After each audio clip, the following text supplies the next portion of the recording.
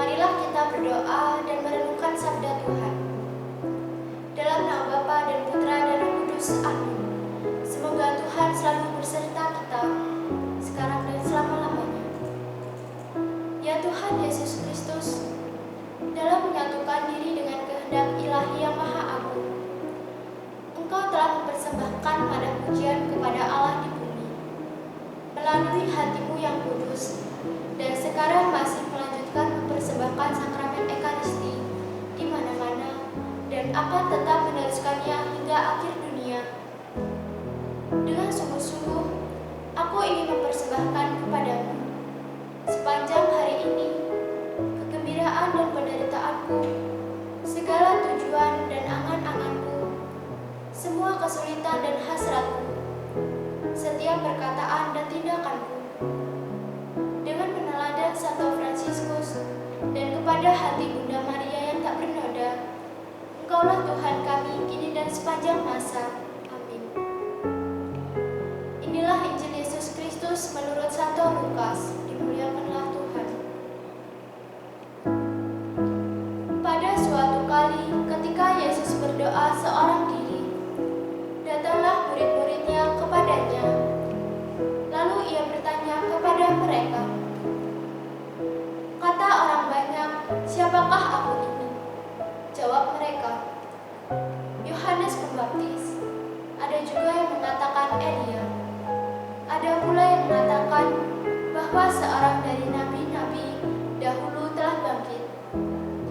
Yesus bertanya kepada mereka, "Menurut kamu, siapakah aku ini?" Jawab Petrus, "Mesias dari Allah."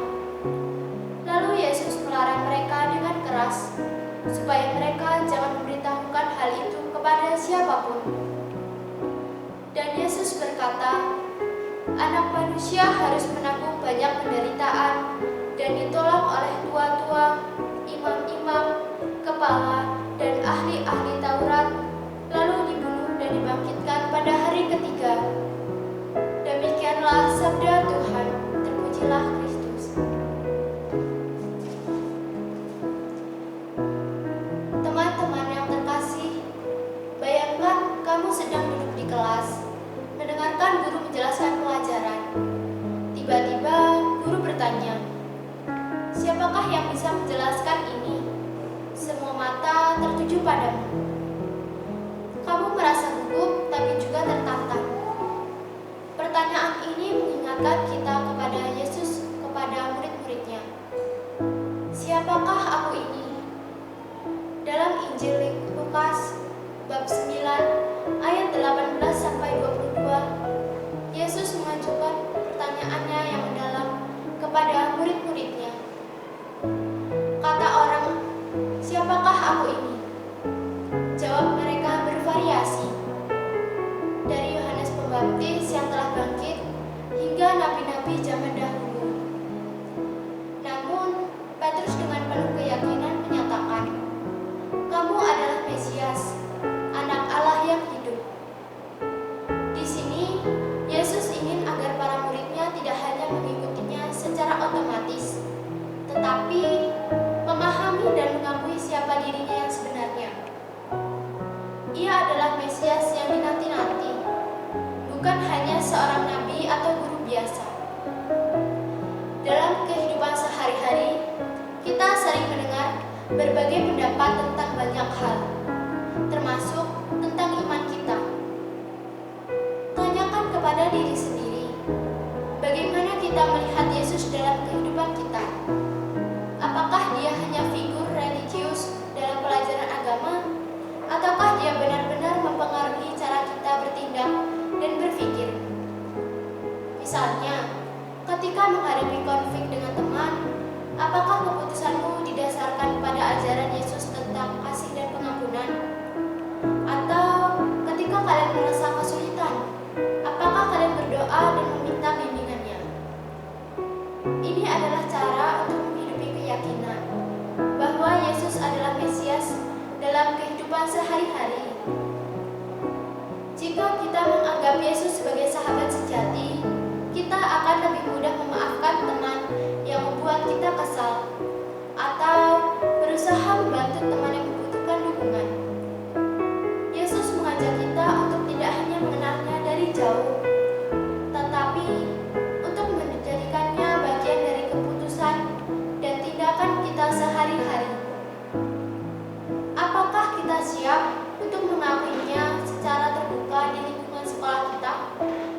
Apakah kita berani mengambil langkah-langkah kecil untuk mencerminkannya dalam tindakan kita? Seperti Petrus yang mengakui Yesus sebagai Mesias. Mari kita juga mengakuinya dalam setiap langkah kita. Ini adalah panggilan untuk hidup dengan penuh keyakinan dan iman. Ingatlah kata-kata Yesus, "Aku akan menyertai kamu sampai akhir zaman."